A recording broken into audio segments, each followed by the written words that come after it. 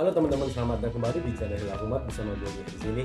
Seperti biasa, di channel ini kita bakal membahas semua hal yang berkaitan dengan Doodle. Tips, tutorial, maupun proses penggambaran.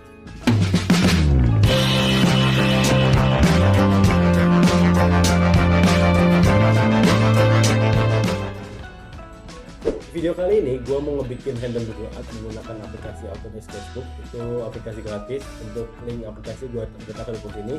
Kalian bisa download, itu gratis, tidak dibayar sama sekali. Dan kalian penasaran hasilnya seperti apa? Terima kasih.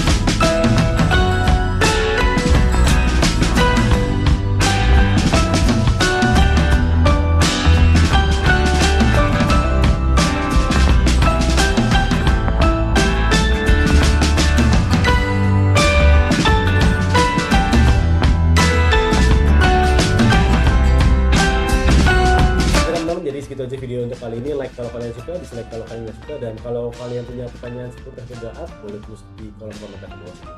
Sampai ketemu di video selanjutnya. Goodbye.